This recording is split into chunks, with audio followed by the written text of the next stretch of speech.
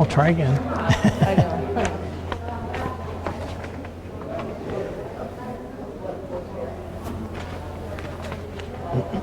Good evening. We would like to welcome you all to the Fort Hays State Science and Mathematics Education Institute 100th Science Cafe. Yay! Our presenter tonight wears many different hats here at Fort Hays. Tonight he is here as the Executive Director of the Science and Math Education Institute. Please welcome Dr. Paul Adams as he journeys through the past 99 science cafes and leads us into the future. Okay. I'm right here. Wow.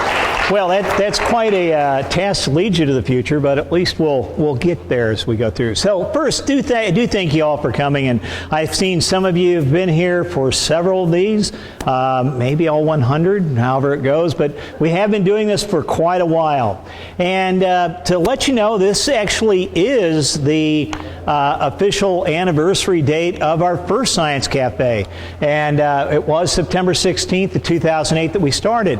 And how did we come to that? Well, first, before we do that, Ann will not let me forget, I do want to thank Carrie Roller. Carrie, way back there. Carrie's the one who organized all of this for tonight. So thanks, Carrie.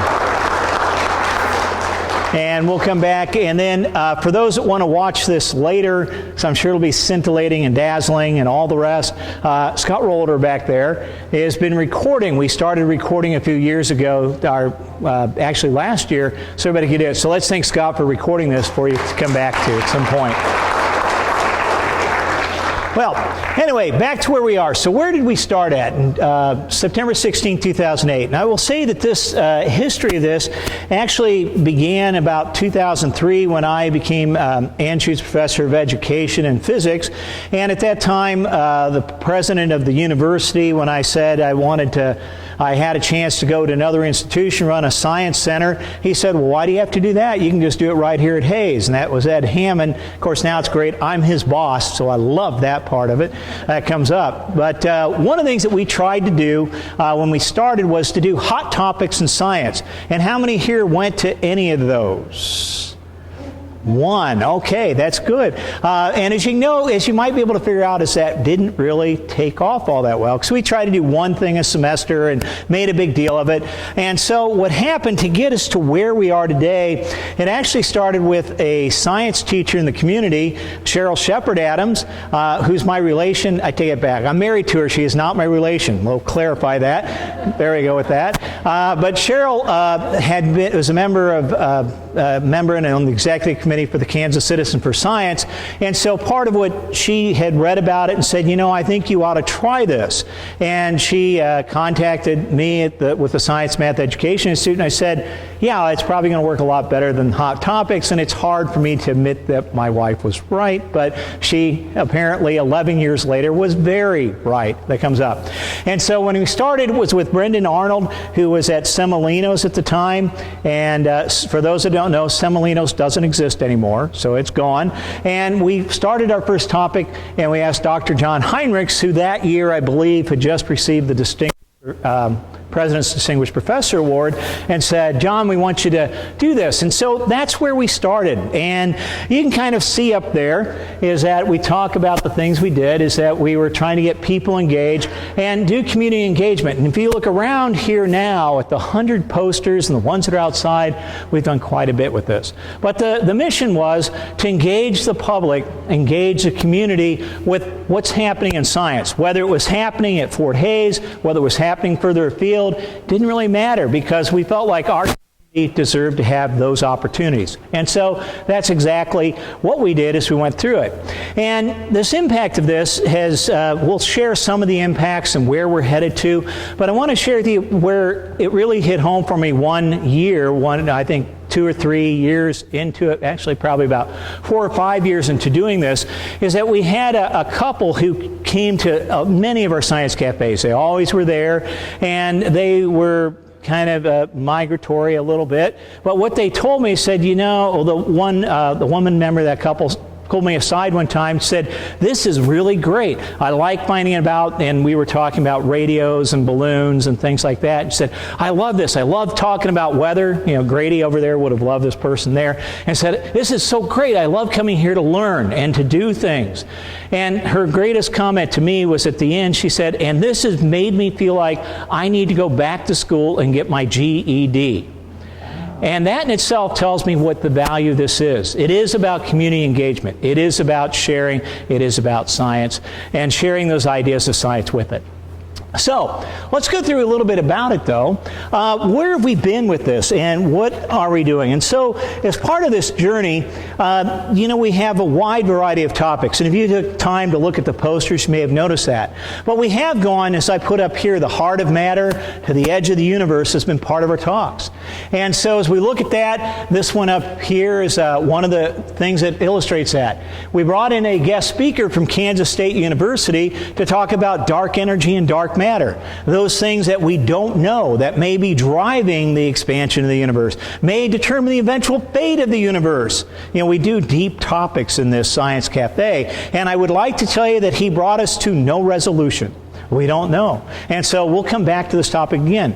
But that's part of what we've done. The other piece, this one was kind of an interesting. We brought in again another expert from the University of Kansas. And they are involved in the Large Hadron Collider over in Switzerland. And he came in to talk about the Higgs boson. And if you remember back in the day, and I forget what year that was, we had him over, we were still at, I think we were still at Semolino's. Yeah, we were at Semolino's, I think. But when he came out, talked about the Large Hadron Collider, and for those that don't remember, it was about the Higgs boson, which was sometimes called the God particle. And the thought was that if we do this experiment, that we could trigger a black hole that would destroy the Earth and the universe. And apparently it didn't happen because we're here tonight. So thank goodness, if you were at a Science Cafe, you had fair warning that could be at the end of time. And then, of course, we've gone into the planets. Proxima b, we've done several. As you look around here, you'll see several things. We've talked about exoplanets. And this was pretty much about 1 month after the publication about the discovery of what we thought was a habitable planet. And so we tried to stay very current with what's going on. And then sometimes we do things that don't work out well. And I say that because Comet Ison was coming, and we were convinced it was going to be one of the biggest comets of the century, and it was a bust. But you heard it here first. In fact, I think that's what it says. A comet that was or wasn't, because we didn't know what was going to happen. And I have to admit, that was one I did, and I feel bad about it still. And this one's kind of an interesting one. We had one of our graduates from Fort Hays who's been involved with LIGO. Now, you don't have to know all the terms there. Very basically, it was an experiment to look for these gravity waves that were predicted, and it was 50 years in designing to get to this experiment, and they found it. And one of our Fort Hays grads is involved in that, in the outreach, and she said, "Hey, I'm coming to town," and she did a teacher workshop for us. She said, "And I'll do a Science Cafe." So if you were with us, you got to hear about it about a few months after the first discovery of gravity waves. So we've been there. We've been into the deep part, the heart of matter, and deep into things. But we've also haven't limited ourselves to physics and astronomy areas and topics. We also like to be sure that we address things that are out there in our biosphere, geosphere, the whole thing about walking through the woods, seeing animals, seeing plants, enjoying the weather. And so we've done a couple different things, and around here you'll see that there are some talks we did about prairies that are coming up. This one by Holly Dickman, and I think we may be doing something again with the extension agent, was about how to do the art of watering. Although I think now it probably is not a very timely topic. It was a joke, the rain, all the rest, the floods. But at the time, we were experiencing multiple years of drought. And so this was a concern about what can you do to take care of your yard? Or what are we going to do about the prairie? So we tried to keep things that are going with that. And that one, as I said, was very good. Another one that was kind of, to me, was very interesting was we had Curtis Wolf over from the Wetlands Center, and his research area over at the wetlands, he likes mussels, freshwater mussels. And I thought, okay, that's kind of a strange topic, but hey, I'm a physics guy, but I'll let biologists speak once in a while. There are no biologists here. Dean, I know you are, but that's kind of it with that. But he was talking about how mussels do fishing and how they will use different attachments to attract fish. And I thought, well, that's kind of cool. So this turned out to be kind of a neat thing. And if you go to the wetlands, maybe you can ask Curtis about it. And we have, talking about the air and the weather, Dr. Dixon over there, wave hi, he's one of our presenters that's done this, and talking about Tornado Valley and also about suicide and also about storm chasing, and I think we did xeriscaping at one point too. So presented several times of very interesting topics. And why would we do tornadoes? We're Kansas. Of course we're going to talk about tornadoes. We got to do that. That's kind of it. But it's one of several climate things we've done. And one of mine that I found really interesting was honeybees. Honeybees are endangered. They're a problem. And what made this one kind of I'll do a horrible pun, a sweet experience was, of course, we got to have honey there and taste it. But what was kind of fun is that I didn't realize how much honey flavor changed by the type of flower that you used. And so he had just a citizen who did honey raising. And if you're not into insects, of course, Gene Gleichner, who is a former retired faculty member from here, taught everybody how to grow your own worm farm and be a worm farmer. So if some of you want to be a worm farmer, there's a place for you out there. And these are all kind of interesting things. But we didn't limit ourselves to just the physical sciences and the biological sciences. We also got into some of the social sciences. And, as we look at it, some different things. This one, I think, is a very interesting one. This was done about the time of Bush and Obama elections that we go back to. And I think the title is so interesting, The Inexact Science of Political Polling. Now, for those who paid attention to the elections, the presidential elections last 2 years, you may have some opinions about political polling and their exactness. All I can say is if you didn't get it right, you didn't come to our Science Cafe to get it right. So we were actually looking to the future about how political polling isn't such a great thing. Very timely type of thing. We also have involved high school students, and I know we have several high school students here tonight. We had 2 students from Hayes High School who had a passion about those plastic bags that you get at Dillon's or Walmart or any of the stores, and they came in to talk about some of their research on those and also what we should be doing as a community in action about eliminating the use of those plastic bags. And I thought that was pretty interesting because they came to, through their teacher, said these students really want to do it because they were doing this as part of a class project, I believe. And so this is really what we mean by this is a citizen view, engagement of everybody. And then we've also brought in state school board member. We had Sally Cobble, who is now no longer on the board. She decided to step down and retire. But she came in and when I had been working with her in some other projects, and she wanted to talk about the science standards in Kansas, the science and the math standards.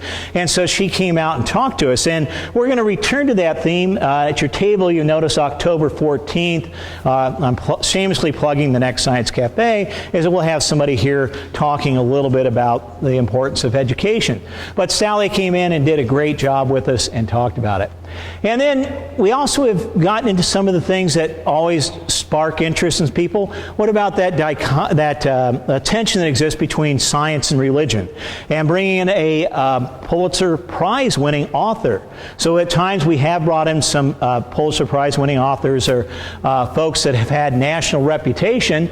And one of those was at our 50th Science Cafe. Who was here for that besides me and Ann and Cheryl? Okay, and there we go. Maureen was there. But in the 50th, which we did here, we brought in Chris Mooney, who actually has been here twice, but he was an author, and one of his books was Storm World, talking about the hurricane that devastated New Orleans, and then Hurricane Katrina, and then about the science, why I don't believe science. He's a science communicator, and we thought he would be a great person to bring in. And that was our 50th that we brought in. So we've done a lot of those sort of things in social sciences, the biological sciences, and earth sciences, and physical science. But those aren't the only things. We also have done some things that are not quite so serious. And I've classified them unusual, strange, and bizarre, and that's up to you to decide what you think is unusual, strange, and bizarre. If nothing else, this graphic is really unusual, strange, and bizarre, but it was kind of an interesting thing where we had Trey Hill, who's over in psychology, was talking about psychological myths. And if you were in the crowd at that time, you probably found out you're going, Oh yeah, I believe that. And you kind of felt a little weird at the end, but Trey was very good at that, and it was really an interesting talk. Another one we had, which I thought was maybe a little bit outside my zone, but it was a very interesting talk, was mindfulness to deal with stress and to deal with negativity. And that was one that, as part of Science Cafe, we want you to go away feeling good about yourself. And so we thought, how would an appropriate topic? But of course, some of you may not find mindfulness to be good. And so, of course, we do have how to make your own beer. That may be a better way to take, sorry teachers, but, beer may help you get past that stress as well. So we have done that when we were at Gellis and had a great thing, and also a tour. And I think those that were of age were able to do samples. So, not everything is serious here. Kurt Vonnegut, those that read sci-fi, what more do I need to say? That is kind of out there and weird a little bit, but we've done things like that. This one was kind of an interesting. Lise Kroll, her parents, her mother is a teacher over at Hayes High School, an orchestra, and her father is the director of the choir here at Fort Hayes. And she came in, was coming through, and had just gotten off the plane from Switzerland, had been at CERN giving a talk to all these high-powered physicists about Schrodinger's cat, and she said, I'll talk about it here. And so we had somebody that just got off the plane from Switzerland was here, and we still don't know. The cat could be alive, or it could be dead, or maybe it's somewhere. Okay, that's a physics joke, guys. You might as well laugh. Roger, you're not laughing. Huh? We don't know. So we'll go on. So maybe we'll have her come back and tell us. Now, I bring up the bats. That's a very recent one, but it was kind of an interesting one because we've had bats, and we've had snakes, and we've had insects, and we've had worms, and we've had all sorts of living things. But I want you to think about this. We do these usually in a restaurant, and I can safely say that we don't reveal what's going to be with us before we go in. Because in a restaurant, I don't know if saying we have bats in the restaurant is a good thing. And I will tell you the bat was not on the dinner menu, so you can feel safe about that. But it is something that we've done with that. Brad Will, who we've had come a few times, talked about science fiction in societies, because, that's kind of the strange and the bizarre, and yet for those who may be in the sciences, oftentimes reading that science fiction may have been what got you where you're at. I know my colleague John Heinrichs and I talked about that, and I know we had a whole collection of sci-fi books, and we both talked about how that affected us, being children of the 60s, how that, and well, we'll let that go at that point. Anyway, we'll go on. And how can you forget everybody's favorite Martian? Matt Damon. We didn't do one on Interstellar, which we probably should, but that was one of ones that's a little bit strange, but Hollywood magic, and it was really a great presentation. I enjoyed doing that one. This one's up here for a different reason. This is the first time that I got to experience a threat of an international lawsuit. I'm not kidding about this. I got an email that said cease and desist because we were using a particular delivery format, experimenting with a method that will not be named because I don't want to get sued again. But anyway, the physics department did it. We had a lawsuit come out of Japan. We survived it. I can say that there have only been 2 presentations that we've had potential legal issues. And the other one, we won't talk about that one either, but it was a little bit stressful for us. And of course, if you do a Science Cafe, how can you talk about science without Star Wars? That's all I'm going to say. We had it. Just know Yoda, and with the new movie coming up, it's good. So that's kind of some of the big highlights, and I invite you to look around here. But if you look, we've done a wide variety of topics. And well, the question is, at 100, where do we go from here? Well, let me share with you a little bit. First off, we are going to continue this program. Even though it's 11 years and I was in my 40s when we started, I didn't realize, and I had a red beard then.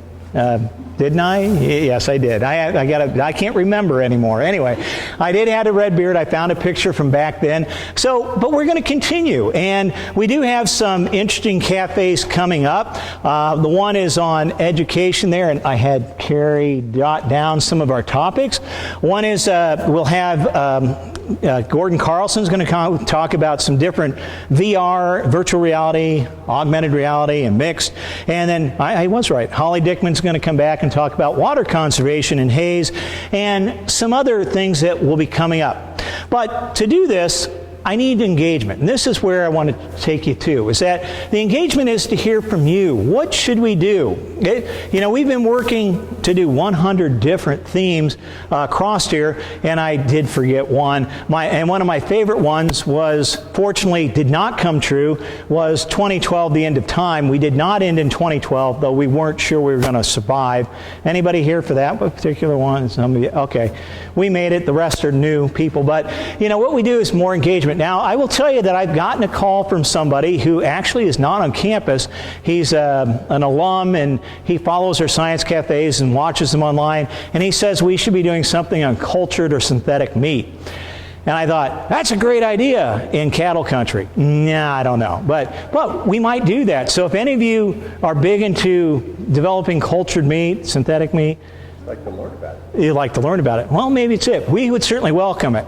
Or another engagement one, a talk that I've been wanting to do, and I've held off for various reasons, is to do fire walking.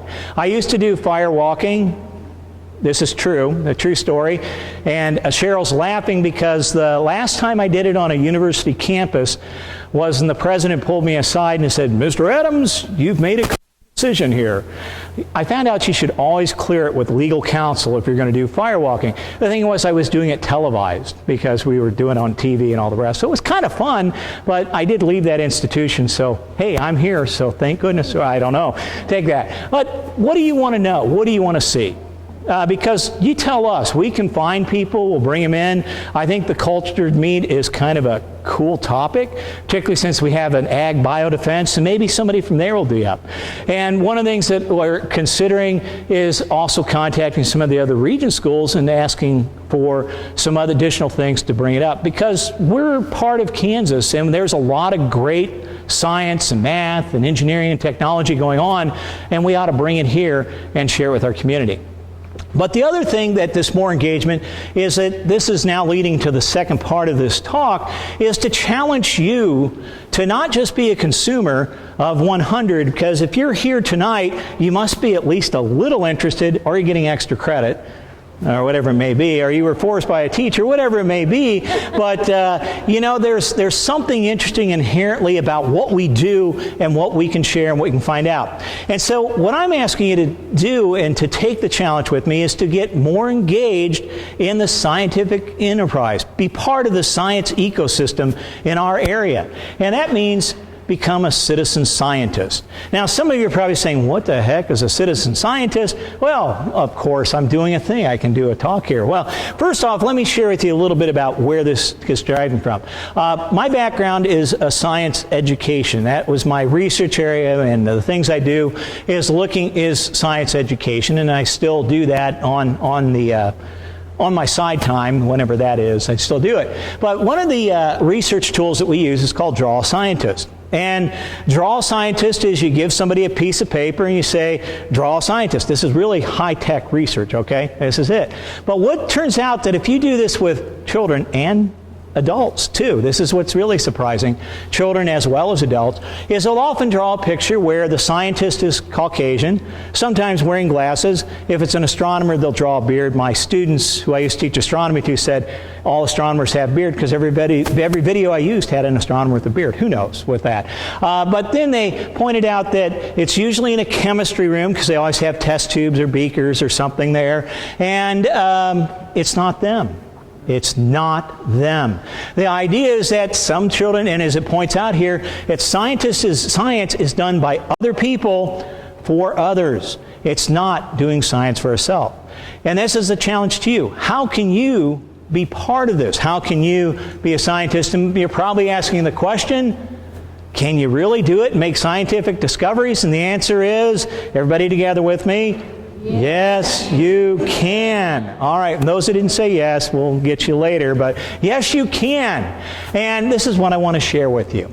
So, citizen science. We actually did do a presentation on this 10 years ago, 6 years ago, 5 years, I don't know when it was. And I remember I was going to be there, but for something came up that we had my daughter do it, so that's good. Now, she became an English teacher, so if she can do it, no, I'm sorry, she's not here. So if she can do it, anybody else can too. Although she's really quite sciencey and ran our planetarium and did a lot of other things. But first off, citizen science, it involves non-scientists. That's pretty good. That's why it's called citizen science. Now, in case you wondered, citizen science is not that new, okay? You can go back, and if you go into the records of the Chinese courts, not courts, jails, but the Chinese royalty courts, and you look at it, it turns out that the farmers, the peasants, and the royalty, they've been keeping track. They had kept track for 3,500 years of locust outbreaks. Now, if you think about it, that's a good science project.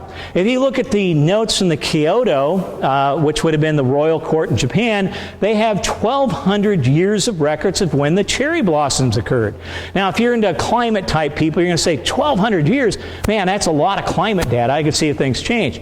And anybody drink wine? We already talked about beer. Let's go and drink wine. The French are pretty much really big about it, but they have 640 years of grape harvest records that they kept. And it was not kept by the government necessarily or even scientists. It was kept by citizens, because I need that knowledge, I need that data, I need it to make decisions that matter to me. And in the U.S., we have a long record of volunteers who keep track of weather phenomena and the record of harvest and what was good and all the rest.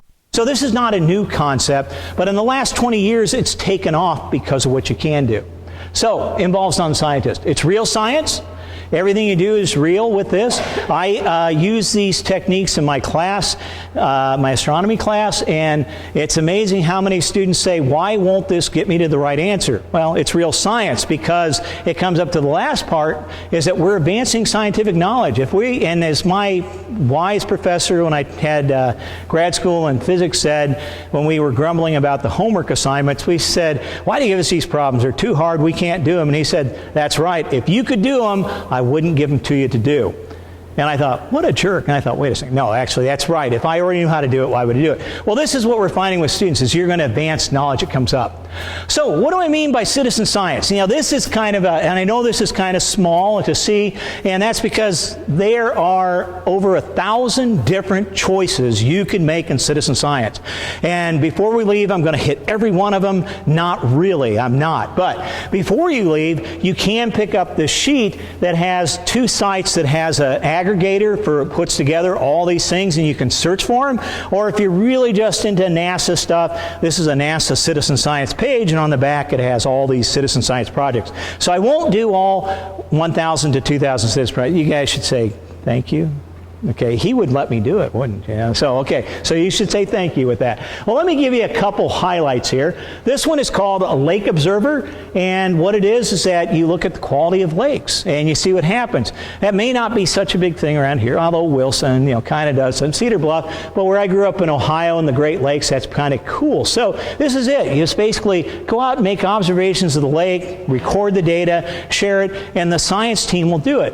And part of the reason to have citizen science do this is because these things require a lot of data to collect, a lot. And scientists can't get out there, and also you can't be everywhere at once. This one is was actually one of the earliest ones that were out there. It's called Galaxy Zoo.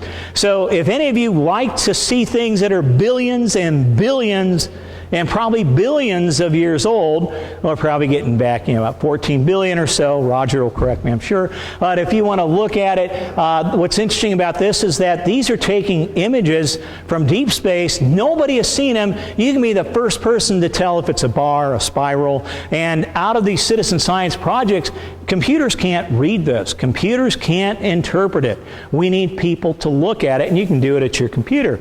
And what's interesting about the Galaxy Zoo is that they discovered what are called green pea galaxies. I don't know, maybe it's a Mendel thing. Forget it. Okay, forget it. Anyway, they found these galaxies that nobody had classified before, and so it found out our models weren't right. because of the science that citizen science did. And this one's still active, and it's kind of going on looking at it.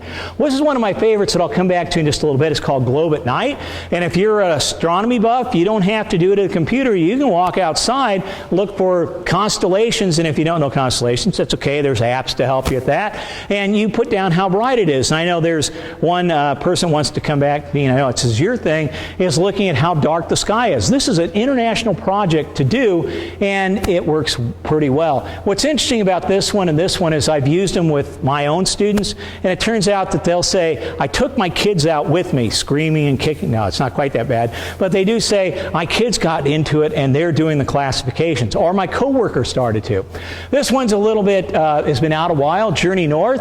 If you're into monarchs or tulips or hummingbirds or robins, and there's a whole list of things, this all has to do with studying climate change and the effect on animals that comes up.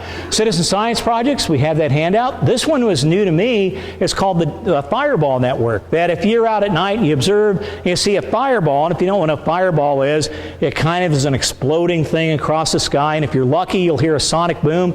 I have seen some of these. It has a whole app that you can sketch it out. But if you don't like going out at night and you like penguins, okay, do penguins. It's fine. They're looking for people to map out penguins to understand climate change. If you're more of a garden person, do budburst. One of the things that's being looked at with budburst is to see when the first buds come out, because it's changing. It's changing. It's actually happening sooner, which is an indicator that the climate is changing. This one, if you like animals, is a wildlife cam on the Serengeti. That's down in Africa somewhere there. And what they're looking for is trying to classify what's happening. And they need people to look at all these images. How many are into archaeology? None? Ready to go take a trip? Maybe not. But this one is called Global Explorer, and what it looks at is their satellite images that you can look at to see where things are looted. And if you're really into it, it turns out that this is actually a book, and there's a whole chapter in here about it, Archaeology from Space, how the future shapes our past, and using satellite imagery to do it, in particular to find out where people have been digging in and looting. This one may be familiar with some of you. It's Cocoa Raws, and this is the one that anybody can join. You get a rain gauge, and you go out every day and you record the amount of rainfall. And I often hear this cited in the papers where people are using this data to do it. And its history started in Colorado by the state climatologist because people were getting killed in floods because they didn't have enough data. And so his idea was to get rain gauges out to all the people in those little valleys and then put these little foam things with foil on them that would get hit by hailstones. And by measuring that and measuring the rain gauge, they could better refine where there's a flood coming here, move, or they could do great stuff with this. And it is now in every state, I believe. Ellis County has at least 84 stations.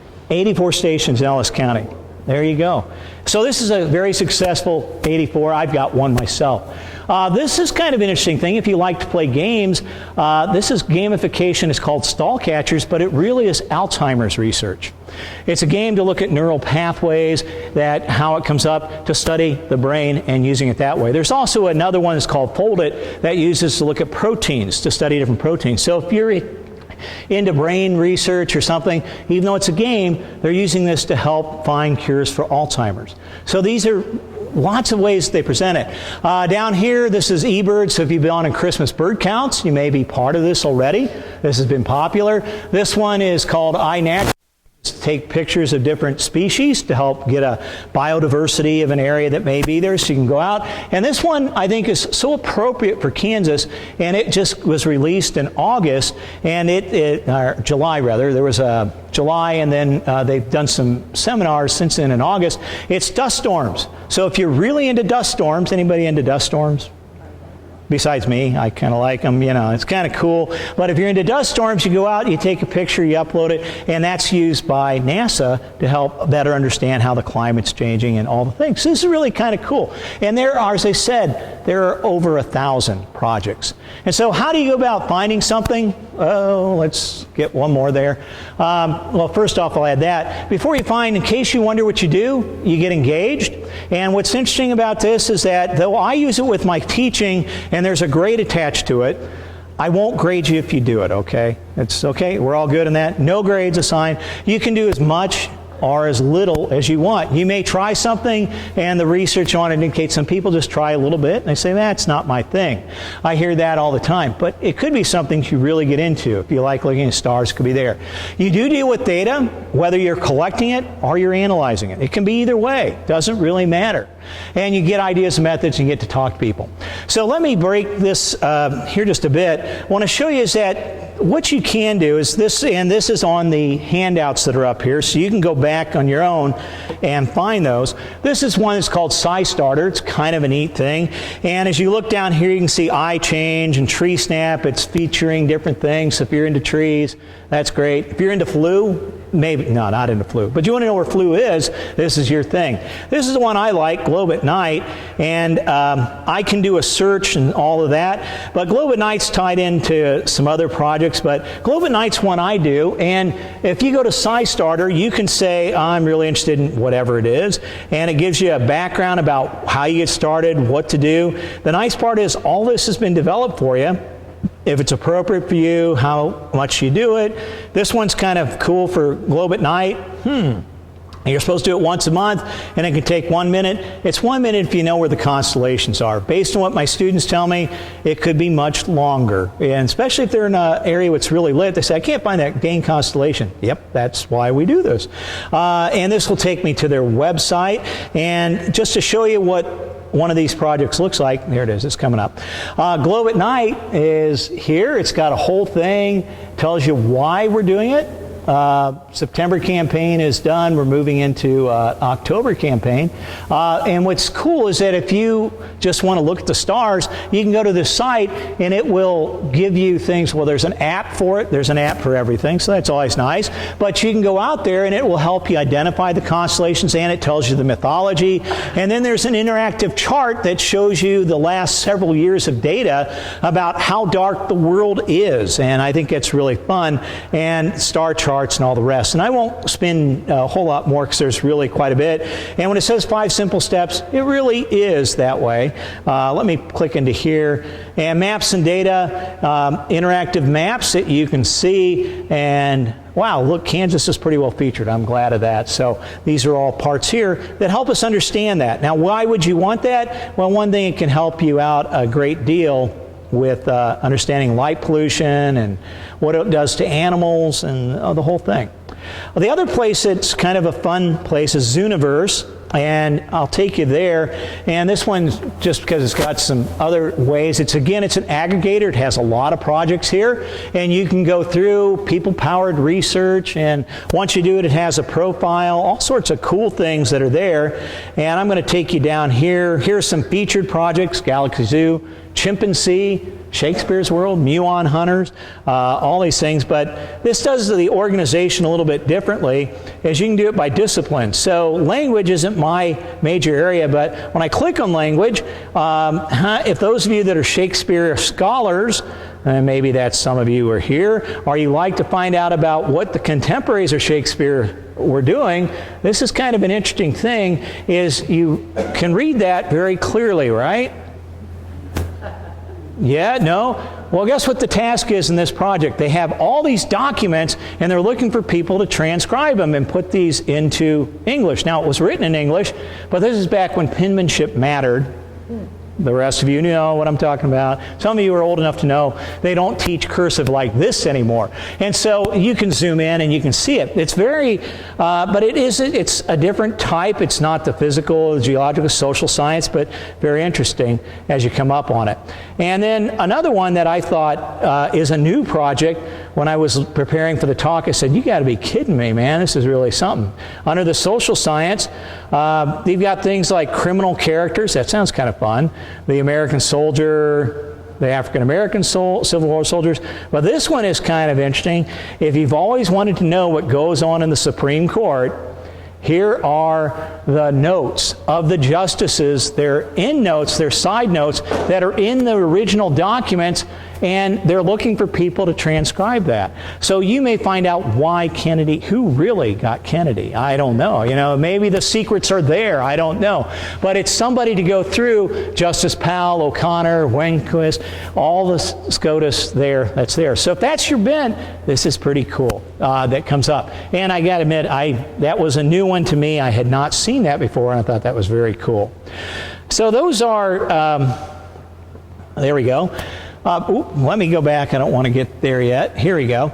So an example, though, to kind of get us towards the end, Globe Observer is one of those that I use and have done, and it deals with identifying clouds, because clouds could be an indicator of climate change that come up. And it also helps ground truth the satellites, because satellites work, but they aren't perfect. They need people to validate, interpret, and understand. And Globe Observer, you can do clouds, you can do mosquito habitats, you can do it with trees, you can do it with dust storms, but the one thing about it, and reading this is a direct quote from the scientist, is the reason to do these sort of citizen science projects is, and I think it says it all, satellites don't see mosquitoes. Okay, even though the technology is good, even though they can read license plates in Russia, you know, that's what we're told, they can't see mosquitoes. And that really is the point of this, is that there are things that we need information about to understand. In this case, it has to do with the spread of Zika and the West Nile virus, but the only way we can do it is to map out where the mosquitoes are. And a satellite can tell us where it's wet, but it can't tell us if the mosquitoes are going crazy. And so this is really kind of a neat thing that comes up. And in terms of its importance to the world, this may be a little overdone, but and please don't run out of here screaming in terror, but this is a project that's new. It came out about a year ago, and I want you to see this video that was produced by the team that's trying to get people to get involved.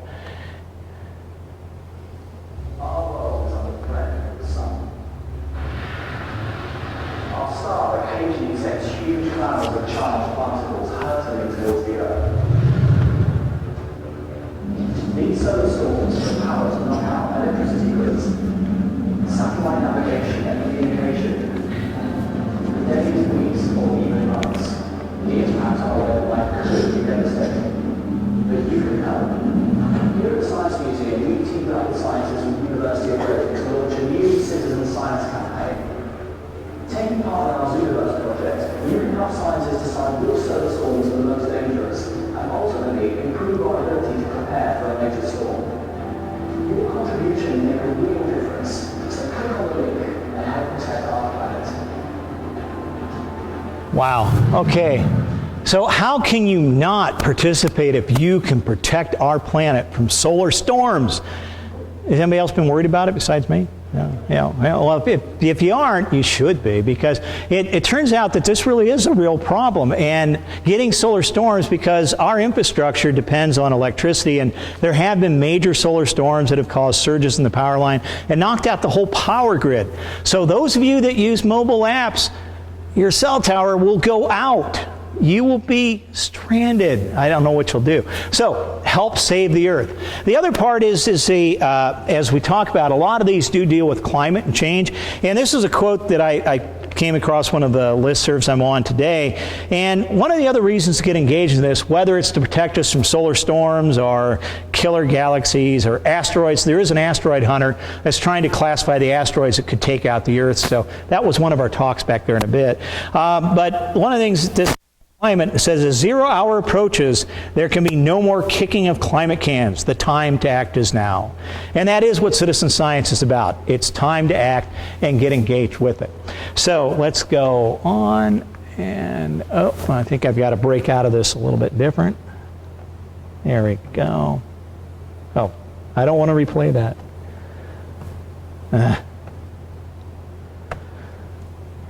There we go. So who are the citizen scientists? Everybody, anybody. And that's part of what this is about. You've come to science cafes. We're at 100 today.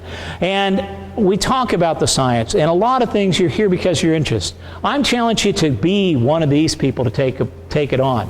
And if you remember that draw a scientist thing I showed earlier, maybe this will be the answer that you come up with the next time you do it. It's you. And that's what we want to challenge. Science Cafes that we've been doing is to inform and entertain and make you aware of what's happening in the world of science. But I'm asking you to take the next step and be a part of that world. And you don't have to do a lot, but we can do some things and do it as we go on. And question is, I guess there are a couple things here that I just want to say is that I'll open up some questions here in just a minute, but I'm also interested in your ideas. In looking at citizen science things that are out here, there's two ways it can be approached. It could be a scientist puts together a project and gets people to be engaged. There's also community-based citizen science where a community says, we want to know this problem, we want to do it, let's form a partnership and let's do it. I'd like to see Hayes, our community, do a citizen science project that's driven by our community that could do it. So I'm looking for your ideas. What do you think we should do? What would enhance us? What would help in the decision making of the future that we face? I challenge you to do that, or come up with your own, or let me know. So contact me. You can either tweet me or you can send an email, and I'll do that. So before we get to my last slide, questions that you have at this point? Maybe there are none.